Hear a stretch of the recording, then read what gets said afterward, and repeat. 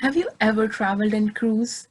Enjoyed those sunny mornings on the deck, eating out of buffets, meeting around people that are from all over the world? Well, cruise ships have been really favorable till now. However, there have been some drastic changes that have been made in this industry due to COVID-19. Today, me, Garima, and my friend Sophie will be talking about impacts of COVID-19 on cruise ship industry and how will we cruise in future.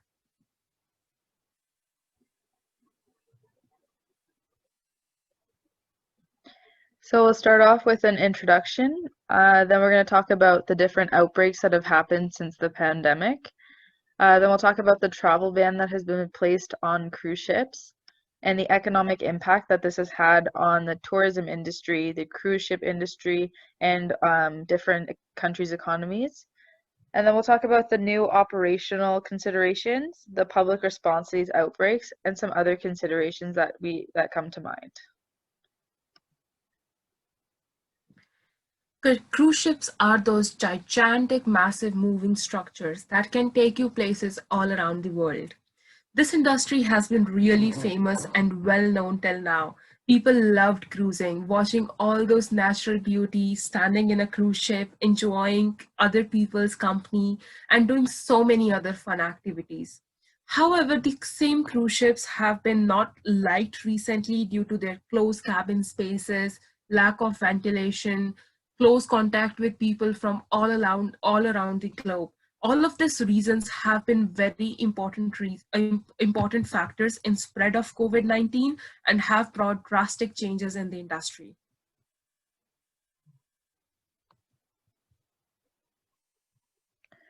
So the cruising industry falls under the accommodation and transportation sectors of tourism. So it's kind of a unique tourist attraction. These have gained a lot of popularity over the years, and right now, and it's an integral part of our industry. So because of COVID-19 and this pandemic that has happened, there's been a lot of changes that have had to be made to this industry, starting with the travel ban, of course, but other things that are going to have to happen as well. And this is just relevant to our topic since it's changing part of the tourism sector forever. So it's important to know and understand the new plans that are going to be happening, the changes, and how this is going to affect tourism in total. As my friend just mentioned, cruise ships are important to us, being a student of the tourism industry and being a person in general. However, the recent outbreaks on these cruise ships have not been liked and they have received a lot of negative publicity. The sudden spread of COVID-19 leading to massive outbreaks on cruise ships. Those ships who had hard time docking and when no country allowed them to dock on any port and they were forced to quarantine in waters. There were like uncontrollable spread of the disease on the ships and there were so many people who died. Well-known ships like the Diamond Princess and the Grand Princess were nightmare due to high number of people and more global nature of their cast and crew. People from different countries were stuck in a pandemic stuck ship which was in a foreign land. So 20% of 20% of people on Diamond Princess tested positive. Grand Princess staff who were infected from Voyage A went on and infected new guests in Voyage B. Many cruise ships reported sudden outbreaks from the time period from February to March. Cruise ships were one of the main reasons for global spread of the pandemic.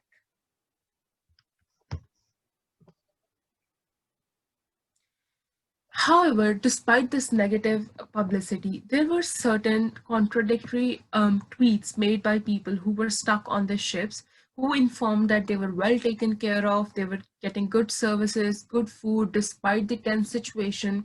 Cruise ships did their best to keep their guests safe. We also see a tweet from a person who informed that Princess cruise ship claimed to refund all the amount that has been charged to the guest and other incidental charges that occurred. So different cruise lines are handling this pandemic in different ways, but many of them are struggling to stay afloat right now since they can't travel, they aren't bringing in enough revenue, and they still have all of their expenses that they need to pay. So they're losing a lot of money over time. And even Norwegian, which is one of the biggest cruise lines, is threatened with bankruptcy. Crystal Cruises, they were refusing to refund a $30,000 trip for this couple that I was reading an article about. So there's likely many other people who are also dealing with that as well and not getting the refunds that they're promised. Princess Cruises, they offered to refund their guests, but the guests still have not received their refund. And it's been now 3 months, and they told them that they would be refunding them within 10 days, as you saw in the last slide, how they were promising to refund their guests. And then as well, if the cruise lines do go bankrupt, then no one is going to receive a refund, and many people are going to lose a lot of money. Situation is not good. Cruise ships are not handling COVID-19 well. Well, as a matter of fact, nobody is. It's like an unmentioned territory. We don't know anything about COVID or what can happen. Cruise ships were so high risk zone environment that countries did their too much, like governments went way ahead and banned cruise ships. No cruise ship handling more than 100 people is allowed in Canadian waters till October 31, which is the extended ban of the original ban that was till July 1st. Ships that are below 100 people can function in Canadian waters but will have to adhere to public health guidelines for COVID. Government has also made sure to imply strict penalties on people who does not follow these rules. There will be a $5,000 charge to individual boats who have more than 100 people and about $25,000 fine a day to corporational boats. So this has had a huge economic impact on everybody. So for one, the cruise ships, they employ over 246,000 people directly, meaning that these are staff that are on the boats or that they work for the cruise line companies in some way. So total, they're paying about $8.2 billion on wages and salaries in 2018 in the States. So this helps economies indirectly as well. So countries who are dependent on tourism right now, they're not getting the same amount of tourists that they normally get. So what tourists spend on like their money for Ubers, for hotels, for food, excursions, for rental cars, anything that they would pay in that country, they're not getting in that money. So it's hurting their economy more now. And then in 2018, in the States, tourists spent about $4.67 billion on these excursions and money that they're putting into the economy. So right now they're not getting that money that they could have been getting. So the revenue that was expected for 2020 has now decreased 34.7% this year due to the travel bans and not being able to have their trips. Royal Caribbean and Norwegian stocks have dropped 70%, so those are two of the largest cruise lines as well. And Carnival, which is another big one, their stocks have dropped 60%, so they're taking a big hit as well.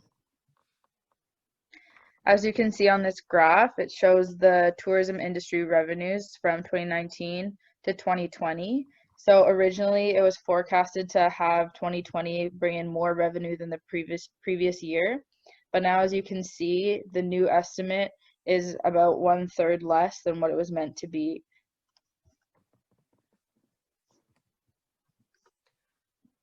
The cruise ship industry is receiving new operational guidelines from public health authorities.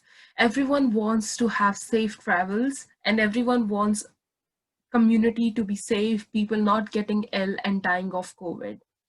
Now, cruise ships are expected to generate an outbreak management plan in case something happens on the ship while it's in the sea. All of the staff should be trained to deal with the isolated areas and sick patients. Educating travelers about the pandemic and doing a pre-boarding screening is something very important. That way, the travelers know the risk they are venturing into, and the ship knows that no sick person is boarding the ship. Keeping record of staff and guests in case of suspected cases and a possible outbreak is very important. That can help health authorities navigate the area of spread and inform all the people who might have been in close contact with person who is positive. Working with port and health authorities become an important responsibility for the captain of the ship. He needs to make sure that he has proper contacts with the port authorities and health organizations if any outbreak happens, so the outbreak could be contained and people who are not ill could be saved from the illness. Improving cleanliness practices and creating a proper ventilation system is also very important and can go a long way in sustainability of cruise ship during this pandemic. Restricting exchange of staffs, avoiding buffets, organizing COVID-friendly events are some of the suggestions that cruising industry could follow to help their guests enjoy the ship and their travel while being strict about the precautions. So cruises right now have a pretty bad reputation because of how everything was handled due to the pandemic and the lack of preparedness they had for it. So recovering from this pandemic is going to be more than just lifting the travel ban. They're going to have to get back their customers and their and kind of gain customer confidence again, since a lot of people are worried about the health and safety that they have on these ships. So many guests that do cruise are elderly, and because they are at a higher risk for getting sick and getting viruses, they're not willing to risk their health and saying that it's not worth the risk. So they're not willing to try and go on these cruise ships. So now cruise ships have to find a way, or cruise lines have to find a way to get these customers back and to confirm or to make them confident that they will be safe on these ships and they have the right materials that they need and the policies they have in place to ensure their safety. So for that, again, enforcing stricter policies, implementing a better emergency response plan so that next time if this does happen again, they are able to dock somewhere and to get their the passengers that are healthy off the boat if there are sick passengers on the boat, and being able to respond in a way that makes more sense than last time where everyone was stuck out at sea. And they also want to be able to reassure the safety of their guests and make them feel like the cruise ship is not just a germ-filled boat and that they have the measures in place to ensure that this can't happen again. As Sophie just mentioned, the importance of revival of cruise ship industries, not just lifting off the restrictions. It makes me wonder, will we be ever able to recover the cruising industry? The way it was, having so many people from all around the world and doing so many activities. And will it be practically possible now with this virus that is here to stay and that might last very long? And we even know that cruising industry is losing so much of revenue, it might not even survive this pandemic economically. And many people are scared to go cruising now because of the negative image. They're afraid that they might never come back alive.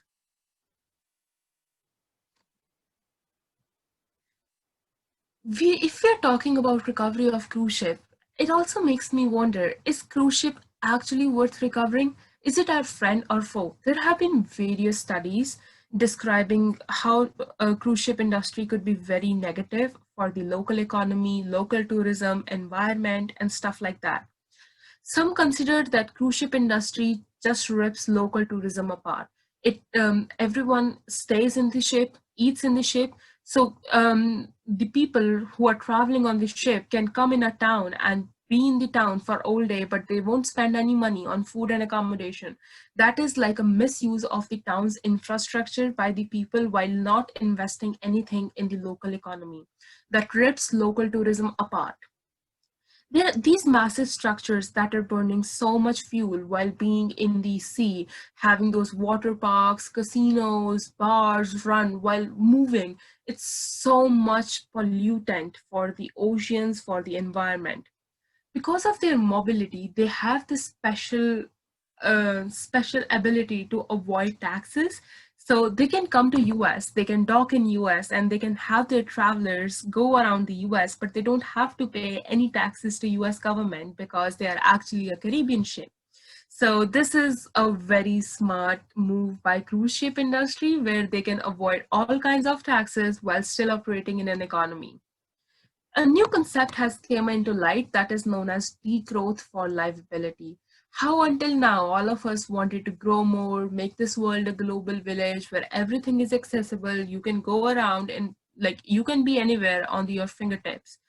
But now everyone is considering to not grow that much, not invest so much in this massive structures, and to not be on something as big as cruise ships, like global economy, or like making this world a global village so that they could support their local economy, travel locally, be self-sufficient, and have a better life rather than pollutant generating massive structures. Reclaiming local tourism is one of the best thing that is happening with harm to cruise ship industry, and we are even encouraging small boats and small ships to come into play rather than those big structures. So, will we ever cruise again? That's the question that's at hand right now, seeing as a lot of these cruise lines are struggling right now to get the revenue they need to not be bankrupt and to be able to hold out until they're able to travel again. And if they are able to travel again and that does happen, how many of these people are going to be okay with going back on those boats and being that close to that many people? It's going to depend a lot on how they market it and what happens, and how expensive their prices are, because if they need to get the revenue that they had before, then they might have to increase their prices, which is going to deter a lot of potential guests, especially ones that are like students or families with like lots of kids or something like that. Then they're definitely going to have to find a way to market it better. And as well, the people who are worried about the health risk or the environmental risks that Garima was just talking about, all of that kind of comes into play, and we don't know what's going to happen in the future, and we don't know what cruise lines are really going to look like, but we do have an idea of what the future could be. So for the future of cruising, there could be stricter medical procedures in place, so health screenings that happen before the passenger boards, as well as on the boat. They're also going to have regular temperature checks to make sure that there's no fevers, or if someone does have a fever, they can catch it early so that it doesn't spread as fast. They're also going to have medical centers on board who are ready and understand how to handle different viruses and know how to contain things with proper clean rooms and such, as well as a air filtration system that's much better, that can expel the air and have less recycling of air, so that the passengers don't have to be breathing the same air as everybody else and the virus can spread faster. Finally, or not finally, but no, they're not going to have a buffet and self-service meals anymore. For their dining room, they're going to require reservations so that they can control what the capacity is in each dining room, just like they do now. And there won't be as much high-touch areas with self-service. Then they're going to have sterilization robots might come into play that will sanitize different doorknobs and tables and lots of high-touch areas that many guests go through. And those will be up to like hospital standards, so just increasing overall their hygiene, and making sure that everything is staying clean. Another thing that we might see are smaller ships with lower capacities. So these ships will have less people on it, so that might make people more comfortable being on a boat. Rather than being on a huge ship with thousands of people, you will be on a smaller ship. The only downside to that is that it will be more expensive to do that, because smaller ships, they also have a lot of expenses and less people to pay for it, so that each person has to end up paying more. Just to add on to this slide, I want to mention that it's not just the cruise ships that should be more innovative and that should think about future. It's also the guests who will be doing future cruising. They need to understand the new regulations, the new kind of environment, and adjust to it. The way we cruised was different, but what we will do for now on is completely different. So we need to stop on comparing our future cruise with our previous cruise. No doubt that cruise ship industry is doing really hard to revive and gain its strength back, but we also need to give them a fair chance to do everything in the right way. So to conclude, COVID-19 has affected the cruise industry forever. The travel bans have stopped all cruise lines from running to Canada and the States, except for small cruises of under 100 people. The stocks have dropped drastically, and revenues have decreased by 34.7% since last year. Many cruise lines are threatened with bankruptcy right now, and they're refusing to refund their passengers due to their loss in money. And because of the outbreaks, cruisers are not confident in their health and safety aboard the ship. So now they have to focus on their reputation and gain more customer confidence. So for the future cruising, it's going to require stricter policies and health measures as well. So, after all this information that you have gained, we come back to the question we started with. Have you ever been on a cruise? If not, will you like to go cruising after all this restriction? Will you be able to enjoy those buffet dinners or those buffet breakfasts or seeing those sunsets on the boats while knowing that somebody out of the people you are with might be sick? You might be stuck in water for 14 days and be forced to quarantine. The food you might be eating might be just not good and might make you sick, or any all of those. Like, personally, it makes me sick thinking about cruise ships right now because they are just so dangerous in terms of COVID-19, especially for old generation. Like, if they catch it, they might not make it. We all need to reconsider what our future cruise will be like, how the travel industry will be like, and how are we going to get on from here. Thank you so much for listening to us today, and hopefully you got something good from this presentation. Thank you.